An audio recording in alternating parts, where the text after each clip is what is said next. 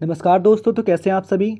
जैसा कि आप सभी को पता ही है कि हम 2023 का जो आपका डीएलएड का पेपर था उसके रीजनिंग के सवाल कर रहे थे। तो दोस्तों ये उसका सेकंड पार्ट है। तो चलिए स्टार्ट करते हैं और बहुत ही बेसिक तरीके से हम इसे करेंगे ताकि आप इसके कॉन्सेप्ट को समझ सकें और ईजिली आप अपने सवाल कर सकें। तो ज़्यादा टाइम ना लेते हुए चलिए स्टार्ट करते हैं। दोस्तों आपका पहला सवाल ये है कि कौन सा विकल्प नीचे दिए हुए शब्दों का तार्किक क्रम दर्शाता है। ये जो आपका सवाल दोस्तों 55 नंबर का सवाल है। इससे पहले कि हम जो है इससे पहले के पार्ट में कर चुके हैं, ठीक है। तो आपका सवाल दोस्तों ये है कि कौन सा विकल्प नीचे दिए हुए शब्दों का तार्किक क्रम दर्शाता है। यहाँ पे आपको कुछ शब्द दिए गए हैं दोस्तों, आपने इनको जो है सही क्रम में लगाना है कि तीन। और सवाल क्या है आपका, निदान, चिकित्सक, बीमार, इलाज और स्वास्थ्य लाभ। इनको आपने बिल्कुल सही क्रम में लगाना है। तो इनका सही क्रम क्या होगा वो आपने बताना है। तो दोस्तों इसका सही क्रम क्या होगा चलिए देख लेते हैं। देखिए सबसे पहले क्या होता है दोस्तों, सबसे पहले होता है कि व्यक्ति जो है बीमार पड़ता है, ठीक है। बीमारी का क्या करता है, वो चिकित्सक के पास जाता है बीमारी से छुटकारा पाने के लिए। चिकित्सक क्या करता है, उसको बीमारी से निदान दिलाने के लिए उसका इलाज करता है। और इलाज के बाद क्या होता है दोस्तों, उसका स्वास्थ्य लाभ हो जाता है, यानी कि उसका जो स्वास्थ्य है वो बिल्कुल ठीक हो जाता है। तो इसका सही क्रम दोस्तों क्या होगा, आई होप आप समझ रहे होंगे कि सबसे पहले व्यक्ति बीमार पड़ता है तो सेकंड नंबर आपका पहले आ जाएगा, ठीक है दोस्तों। सेकंड नंबर आपका पहले आ जाएगा कि सबसे पहले आदमी बीमार पड़ता है, उसके बाद वो चिकित्सक के पास जाता है। तो सेकंड नंबर ये थर्ड आएगा पहले। तो सेकंड नंबर आपको हो जाएगा चिकित्सक, कि फिर वो चिकित्सक के पास जाता है दोस्तों। चिकित्सक क्या करता है, उसकी बीमारी से निदान के लिए, तो निदान आ जाएगा दोस्तों इसके बाद। सेकंड, उसकी बीमारी से निदान के लिए क्या करता है दोस्तों, उसका इलाज करता है। इलाज जो है आपका फिर इसके बाद आ जाएगा दोस्तों चौथा। और इलाज के बाद दोस्तों क्या होता है, उसका स्वास्थ्य लाभ हो जाता है। आई होप आप समझ गए होंगे कि इसके बाद आपका 5 आ जाएगा। तो सही क्रम दोस्तों क्या हुआ कि सबसे पहले आदमी, जो बीमार आदमी होता है दोस्तों, वो चिकित्सक के पास जाता है। चिकित्सक उसकी बीमारी के निदान के लिए उसका इलाज करता है। तो निदान के बाद आपका दोस्तों इलाज आ जाएगा। और इलाज होने के बाद उस व्यक्ति का जो स्वास्थ्य है उसको स्वास्थ्य में लाभ प्राप्त होता है, तो उसका स्वास्थ्य लाभ हो जाता है। तो आप देख लीजिए कि तीसरा, दूसरा, पहला, चौथा और पांचवा कौन सा है। तो दोस्तों तीसरा दूसरा ऑप्शन नंबर बी आपका इसमें क्या है दोस्तों, बिल्कुल आपका सही हो जाएगा कि तीसरा, दूसरा, पहला, चौथा और लास्ट में पाँचवा। तो बी ऑप्शन आप में बिल्कुल सही हो जाएगा दोस्तों। तो चलिए दोस्तों अगला सवाल करते हैं। जो आपका नेक्स्ट सवाल दोस्तों वह है आपका सवाल नंबर 56। आई होप कि आपको मैं इसको इजीली समझा पाऊँगा। तो इसको आपने इजीली समझना है दोस्तों, और हो सके तो पहले वीडियो को पॉज कीजिए और अपने आप इसे अटैम्प्ट कीजिए। सही आता है, गलत आता है, जो भी आपका आंसर आता है पहले से खुद कीजिए और फिर वीडियो को प्ले कीजिए और अपने आंसर को चेक कीजिए कि आपने कहाँ पे गलती करी है, ठीक है दोस्तों।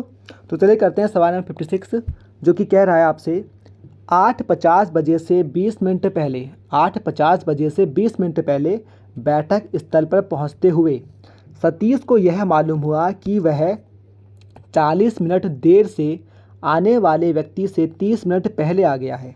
यह बताइए कि बैठक का निर्धारित समय क्या था। यानी दोस्तों कहीं पे कोई बैठक चल रही थी और जो आपका सतीश था ये 8:50 बजे से 20 मिनट पहले वहाँ पे पहुँच गया।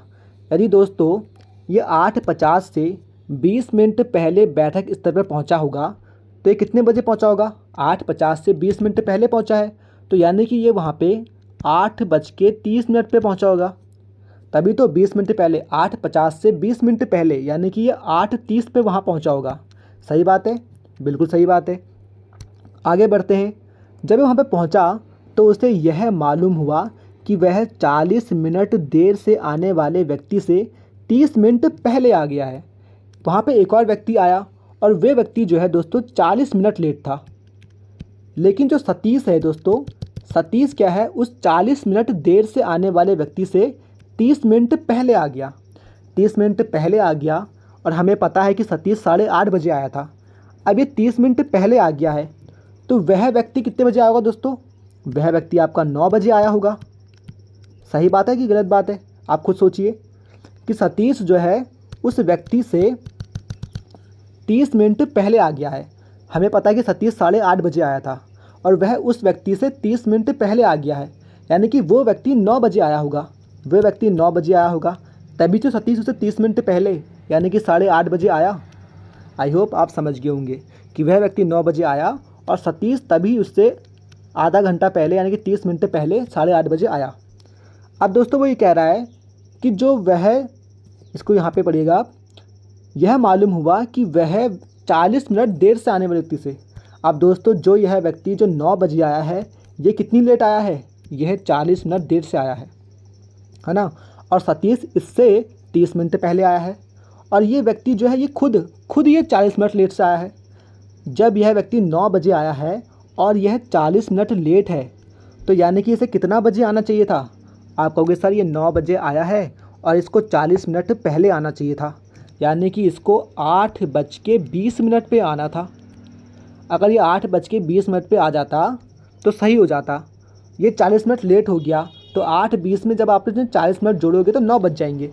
यानी कि 9 बजे आया है और इसको आना चाहिए था 40 मिनट पहले, क्योंकि 40 मिनट लेट आया है। तो जब इसको आता तो ये कितने बजे आता दोस्तों, 8:20 बजे आता। आई होप आप समझ गए होंगे कि यह व्यक्ति 9 बजे आया है और यह 40 मिनट लेट है, यानी कि इसको 8:20 पे आना था। तो दोस्तों आपका राइट जवाब क्या हो जाएगा, वह बैठक कितने बजे दोस्तों, वो बैठक थी आपकी 8:20 पे। ठीक है, आई होप आप समझ गए होंगे कि ये कैसे हुआ। वह बैठक जो दोस्तों आपकी थी वो 8:20 पे थी, क्योंकि 9 बजे आने वाला व्यक्ति क्या है दोस्तों, 40 मिनट देर से आया है। अगर ये 40 मिनट देर से नहीं आता तो ये टाइम से पहुंच जाता। अब ये आया खुद 9 बजे है और 40 मिनट देर से आया है, तो इसका मतलब है कि इसको 8:20 पे आना चाहिए था। 9 वाला व्यक्ति अगर 8 बजे आ जाता तो सही टाइम पे पहुंच जाता। आई होप दोस्तों आप सभी समझ चुके होंगे, और जिनको भी सवाल समझ में ना आया हो वो मुझे कमेंट में ज़रूर से बताएं। मैं नेक्स्ट वीडियो में इसे उनके लिए फिर से समझा दूंगा। तो इसका राइट जवाब दोस्तों क्या हो जाएगा, आपका ऑप्शन नंबर ए आपका बिल्कुल सही हो जाएगा। चलिए फिर नेक्स्ट सवाल करते हैं दोस्तों। आई होप आप इसे समझ गए होंगे। तो सवाल नंबर नेक्स्ट है आपका 57। बहुत ही ईजी सवाल। मैं इसको पहले भी एक एग्ज़ाम में, इससे पहले जो मैंने पार्ट 1 करवाया था शायद 2014 का जो मैंने आपका पेपर करवाया है अभी, उसमें मैंने सवाल को सॉल्व करके बता रखा है कि आप इसे कैसे करेंगे। तो दोस्तों सवाल क्या है, एक पासे की 2 स्थितियां प्रदर्शित हैं। यदि 5 सबसे ऊपर हो तो सबसे निचली तली में क्या होगा।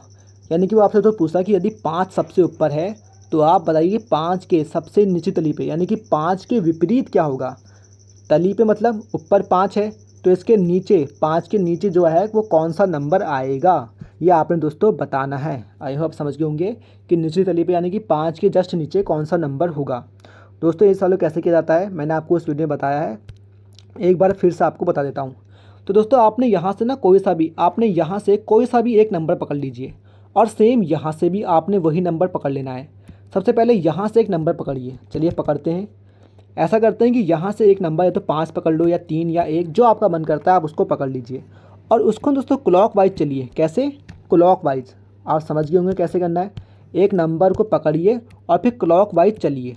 कैसे, मान लीजिए आपने 5 पकड़ा, ठीक है दोस्तों, तो 5 पकड़िए, 5 लिखिए, क्लॉक वाइज चलिए। तो 5 के बाद क्या आ रहा है, यहाँ को जाएंगे तो आपको 3 दिख रहा होगा, तो 5 के बाद 3 लिख दीजिए। 3 के बाद दोस्तों क्या है, यहाँ को चलिए 1 है तो 1 लिख दीजिए। नंबर ख़त्म हो गया आपके।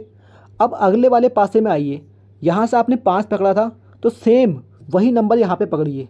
तो यहाँ पे भी हम 5 से स्टार्ट करेंगे, चाहे ये 5 यहाँ पर हो, चाहे यहाँ पर हो, चाहे यहाँ पर हो, जहाँ पे भी ये 5 होगा हम इसको वहाँ से पकड़ेंगे। तो अभी 5 ऊपर ही है तो हम फिर इसको पकड़ेंगे और फिर क्लॉकवाइज जाएंगे। तो चलते हैं। 5 के बाद ऐसे घूम के आइए क्लॉकवाइज, घड़ी की दिशा में आइए। तो 5 के नीचे अपना 5 लिखिए, 5 के नीचे 5 लिखिए, 5 के अंदर 5 लिख दिया।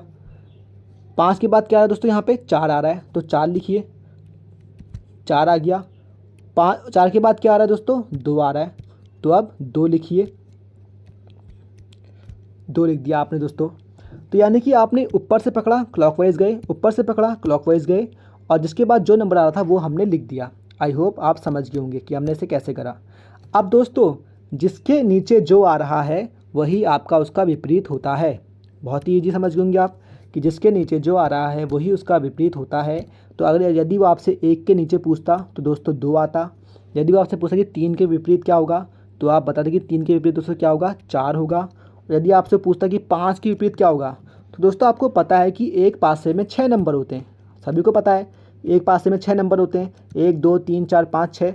अब यहाँ देखिए दोस्तों, आप एक भी आ गया है, देखिए ना, खुद चेक कीजिए, एक भी आ गया है, 2 भी आ गया है, 3 भी आ गया है, 4 भी आ गया है, 5 भी आ गया है और एक और बार 5 आ गया है। पर दोस्तों 5 2 बार आया है, लेकिन कहीं पे 6 आया है क्या? आप बोलोगे सर 6 तो आया ही नहीं, सॉरी। आप कहोगे सर 6 तो आया ही नहीं। एक बार फिर से लिख लेते हैं इसको, ठीक है। आप कहोगे 6 तो आया ही नहीं, तो एक बार इसको फिर से लिख लें दोस्तों। 5 5 3 1 और यहाँ पे क्या था? 5 4 2। आप कहोगे सर 6 तो आया ही नहीं। तो दोस्तों आप खुद देखिए कि 5 जो है यहाँ पे 2 बार है, 5 2 बार है, यानी कि एक 5 के बदले क्या आएगा दोस्तों? एक 5 के बदले आपका 6 आ जाएगा, तभी तो पासा पूरा बनेगा, है ना। 5 के नीचे 5 आ रहा था, तो जो नंबर मिसिंग होगा और जो संख्या 2 बार आ रही होगी, आप उसे क्या करेंगे? जो नंबर मिसिंग है उससे रिप्लेस कर देंगे। तो 5 यहाँ पे 2 बार था और 6 जो है मेरा नहीं आ रहा था, तो मैंने एक 5 को काट के वहाँ पे 6 लिख दिया। यही आपने करना है। तो आप बताइए, 1 के नीचे 2 है, यानी कि 1 के विपरीत में क्या होगा? 2। 3 के नीचे क्या है? 4, तो इसके नीचे 4 होगा।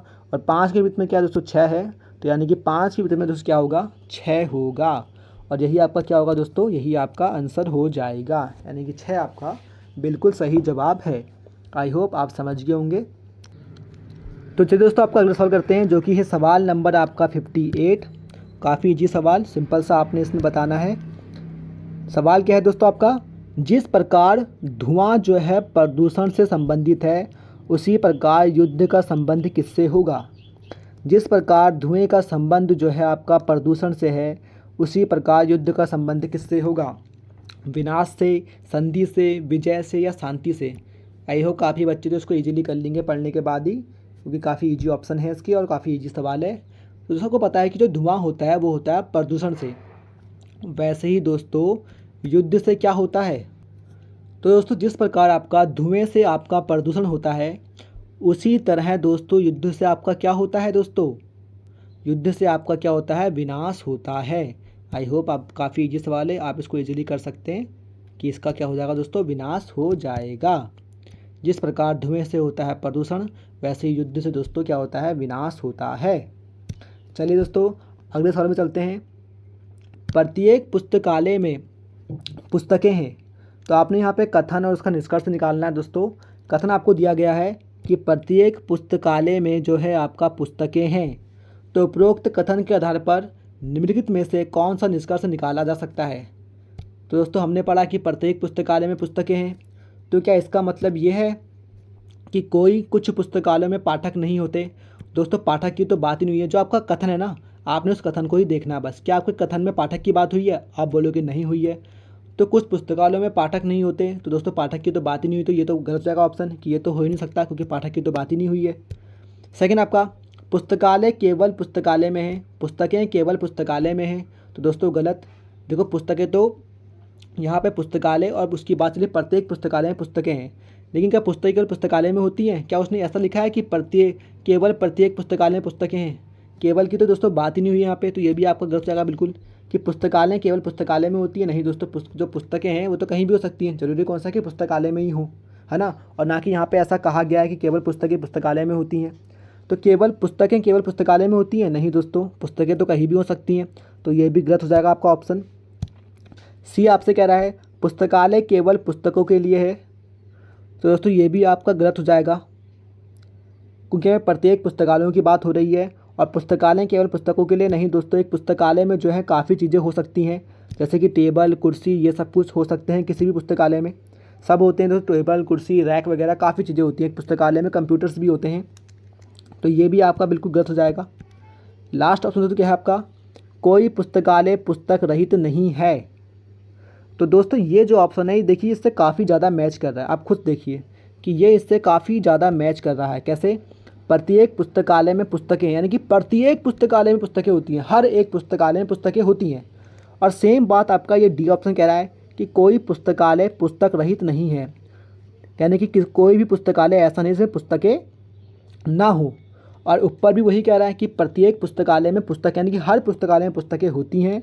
और नीचे वो कह रहा है कि कोई भी पुस्तकालय पुस्तकों रहित नहीं हो सकता। बिल्कुल सही बात है दोस्तों, प्रत्येक पुस्तकालय में पुस्तकें होती हैं और कोई पुस्तकालय ऐसा नहीं होगा जिसमें पुस्तकें ना हों। पुस्तकालय में तो पुस्तकें होंगी ही होंगी। तो दोस्तों इसमें जो आपका ऑप्शन नंबर डी है ये बिल्कुल राइट जवाब हो जाएगा। आई होप आप समझ गए होंगे कि मैं आपसे क्या कहना चाहता हूँ कि प्रत्येक पुस्तकालय में पुस्तकें हैं। इसका अर्थ यही है दोस्तों कि कोई भी पुस्तकालय बिना पुस्तकों के नहीं हो सकता, क्योंकि प्रत्येक पुस्तकालय में पुस्तकें होती ही होती हैं। इसी